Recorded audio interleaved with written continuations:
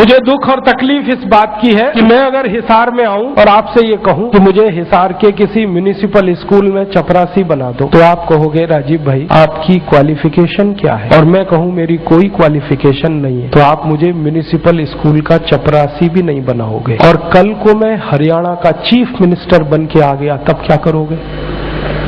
उसी zero qualification पर मैं हरियाणा का अगर चीफ मिनिस्टर बनकर आया तो आप मेरे गले को मालाओं से लाद दोगे और जिंदाबाद इतनी करोगे तो सारा शहर बहरा हो जाए। ये विडंबना है हमारे देश की।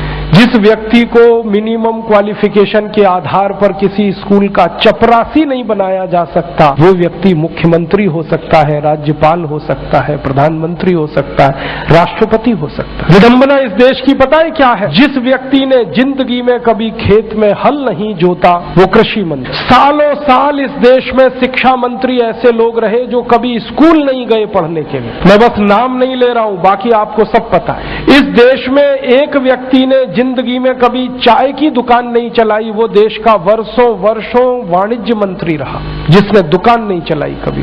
फाइनेंस का जिसको ABCD नहीं आता वो सालों साल इस देश में वित्त मंत्री रहता है। जिसने कभी अपने बेटे और बेटियों को भारत की सेना के लिए भेजा नहीं कुर्बान होने को, वो देश का रक्षा मंत्री हो सकता है। और जिसको अपनी रक्षा करने के लिए सैकड़ों जवान लगते हैं वो देश की क्या रक्षा करेगा?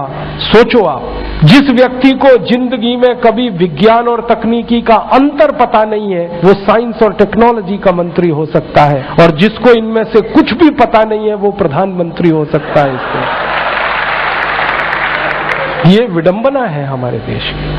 अज्ञानी व्यक्ति ज्ञानियों पर शासन कर सकता है, और हमारे शास्त्रों में कहा गया है, वेदों में कहा गया है कि अज्ञानी व्यक्ति जब ज्ञानियों पर शासन करे तो समझ लेना देश और समाज का बंटाधार ही होना है। हमारे देश में यही हो रहा है। हर अज्ञानी ऐरा गहरा नत्थू खैरा जो किसी नेता की चप्पलें उठाता था, जो किसी के जूतों में पॉलिश करता था, जिसने कभी किसी नेता के घर में रोटियां बना के खिलाई, वो राष्ट्रपति पद तक लोग पहुंचे हैं। ऐसी स्थिति हमारे देश में। उनकी क्वालिफिकेशन ही एक है कि कभी किसी बड़े नेता के रसोई में रोटियां बना के खिलाई तो राष्ट्रपति हो जाओ भैया। ऐसी बंदर बांट मची है इस देश में। और ये उस देश में जिसकी आजादी के लिए 7,32,000 लोग कुर्बान हुए, उस देश में। मुझे बहुत दुख होता है, तकलीफ होती है। अभी एक सच्ची घटना मेरे साथ घटित हुई। मैं एक दिन कानपुर गया था, तो कानपुर के रेलवे स्टेशन पे उतरा। उतरने के बाद शहर में बाहर आने के लिए नीचे पुल पर से उतर के आया तो एक छोटी सी चाय की दुकान थी। उस पर एक बेटी और एक माँ और एक छोटा सा बेटा आपस में बात कर रहे थे। वो क्या बात कर रहे थे? वो कह रहे थे, माँ हम गरीब क्यों हैं? तो कान में मेरे शब्द पड़ गए। मैंने कहा ये इस तरह का प्रश्न कोई अपनी माँ से पूछे तो मुझे लगा ये कोई साधारण लोग नहीं है, कुछ तो इनमें असाधारणपन है। चल के पूछा जाए कौन लोग हैं, परिचय लिया जाए। तो मैं गया उस दुकान पे, मैंने पूछा आप लोग कौन है? तो उन्होंने कहा कि हम तात्या टोपे के परिवार के लोग।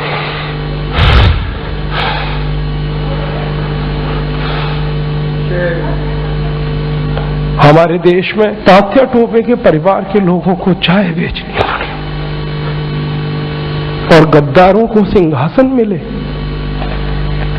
ऐसा ये देश हो गया। जिन लोगों ने तात्या टोपे को मरवाया था वो इस देश में मुख्यमंत्री रह चुके हैं, आपको मालूम है। और एक एक राज्य के नहीं, 2-2 राज्य के मुख्यमंत्री रह चुके हैं। तात्या टोपे का गुप्त पता जिन गद्दारों ने अंग्रेजों को बताया था, उस खानदान के कई लोग इस देश में मंत्री रह चुके हैं। झांसी की रानी लक्ष्मीबाई को जिन्होंने मरवाया था वो इस देश में मंत्री रह चुके हैं। और तात्या टोपे जिन्होंने जवानी लगा दी देश के लिए, उनके परिवार के लोग चाय बेच रहे हैं। ये देश है और ये अब बर्दाश्त नहीं होता, और ये बर्दाश्त होना भी नहीं चाहिए किसी को।